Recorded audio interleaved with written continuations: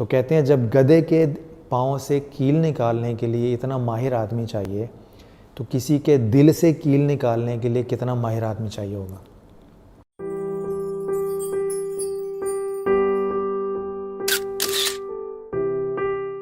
اس میں مولانا رومی نے بڑی شاندار بات کی ہے کہ وہ کہتے ہیں کہ اگر گدھے کے پاؤں میں کیل چبھ جائے تو وہ اس کو نکالنے کے لیے اچھلتا کودتا ہے.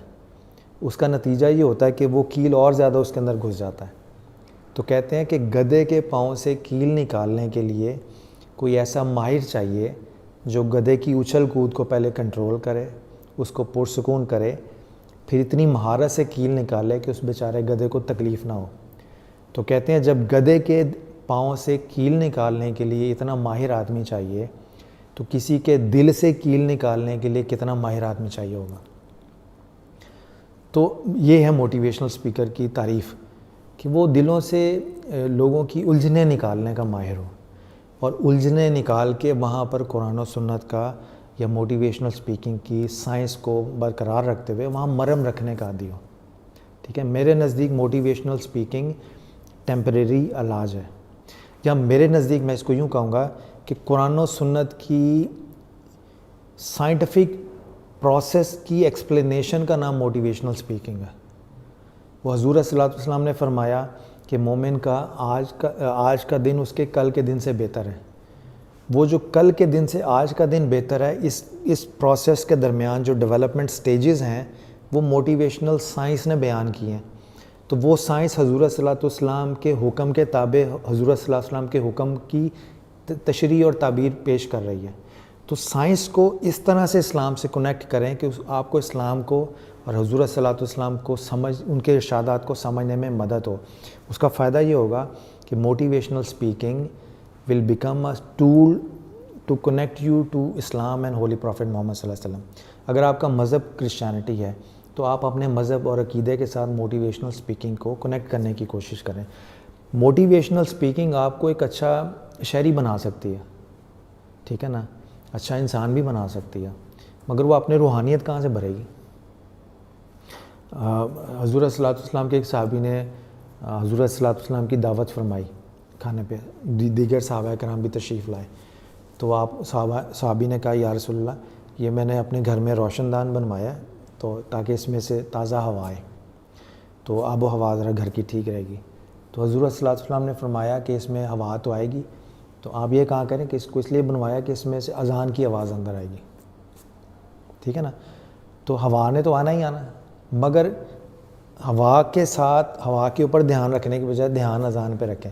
موٹیویشنل اسپیکنگ میں دھیان اگر پروسیس پہ ہوگا نا تو آپ ایک اچھے شاعری بن جائیں گے. مگر وہ حضور صلی اللہ علیہ وسلم کا موٹیویشنل اسپیکنگ کا یا ڈیولپمنٹ کا پروسیس یہ ہے کہ اگر آپ گاڈ فوکس نہیں ہوتے تو موٹیویشنل اسپیکنگ کا فائدہ. اگر آپ یعنی ہمارے لیے یہ ہے کہ ہم ہر کام میں ہم یہ سوچتے ہیں کہ حضور صلی اللہ علیہ وسلم کا یہ حکم ہے. تفسیر ابن کثیر میں, وہ میں نے اپنی یہ کتاب اسلام مکالمہ محبت میں کوٹ کیا ہے, اس میں وہ قرآن پاک کی ایک آیت ہے سورہ آل عمران میں غالباً کہ آج ہم نے تمہارے لیے تمہارا دین مکمل کر دیا. یہ میں حوالہ اس لیے دے رہا ہوں کہ وہ سن لیں. اس کے تحت آپ تفسیر ابن کثیر اٹھا کے دیکھیں. وہ کہتے ہیں جو حضور صلی اللہ علیہ وسلم منع کر دیں اس سے باز آ جاؤ, جو حضور صلی اللہ علیہ وسلم حکم کر دیں وہ لے لو, اس پر عمل کرو.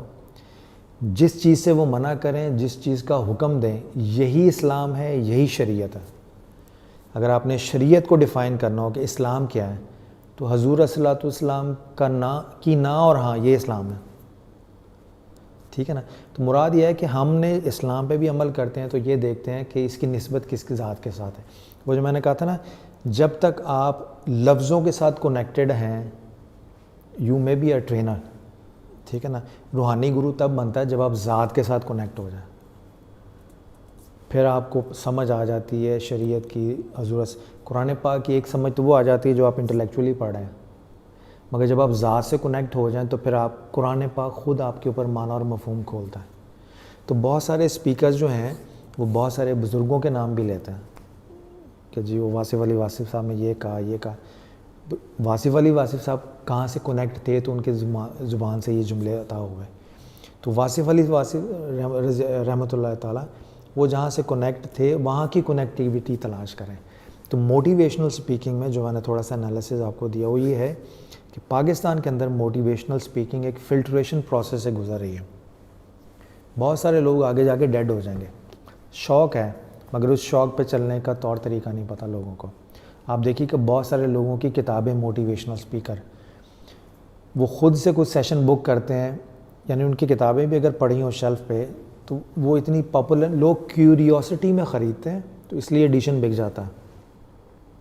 اس کے بعد وہ بیسٹ سیلر نہیں رہتی کتاب میں, کیونکہ ان کے لفظوں میں انگریزی کتابوں کے اردو ترجمے کر کے انہوں نے اپنی کتاب کے چیپٹر بنائے ہوئے ہیں. پھر اس کے بعد ان کو لکھنے کا سلیقہ نہیں ہے. حضور صلی اللہ علیہ وسلم کی حدیث کوٹ کر دی, یہ نہیں بتایا کہ کہاں لکھی ہوئی ہے. صحیح بخاری سے ہے, مسلم شریف سے ہے, مشکات شریف سے ہے. قرآن پاک کی آیت اگر کوٹ کی ہے, پھر دلائل میں ترتیب کی تمیز نہیں ہے. یہ دلائل میں ترتیب کی تمیز اصول تفسیر سے آتی ہے, موٹیویشنل کتابوں سے نہیں آتی. اس میں لکھا ہوا ہے کہ جب آپ نے دلائل دینے ہیں تو پہلے قرآن پاک کو رکھیں, ادب کی بات ہے. پھر قرآن پاک کی سب سے زیادہ اچھی سمجھ کس کو آئی ہوگی؟ جس پہ نازل ہوا ہے. تو حضور صلی اللہ علیہ وسلم کی خود اپنی گفتگو حدیث کی شکل میں وہ قرآن پاک کے معنی اور مفہوم کو بیان کر دیتی ہے. پھر حضور صلی اللہ علیہ وسلم کی سب سے زیادہ بہترین سمجھ کس کو آئی ہوگی؟ صحابہ کرام کو, جو ساروں کا ساتھ ہیں. تو آپ یہ دیکھیں, اسلام نے اسلام کو سمجھنے کے لیے دلائل کے ساتھ ساتھ دلائل کی ترتیب کا فن اور اس ترتیب میں ادب کا فن بھی دیا ہے, جو موٹیویشنل سپیکر کی اکثر کتابوں میں نہیں ملتا. تو اسلام کو ساتھ کنیکٹ ہونے کا فائدہ یہ مل جاتا ہے اگر بندہ پراپرلی اسلام کو اسٹڈی کرے, تو پھر اس کو موٹیویشنل لٹریچر استعمال کر کے آگے بیان کرنے کا فن آ جاتا ہے. ورنہ وہ سائنٹیفک نالج ہے,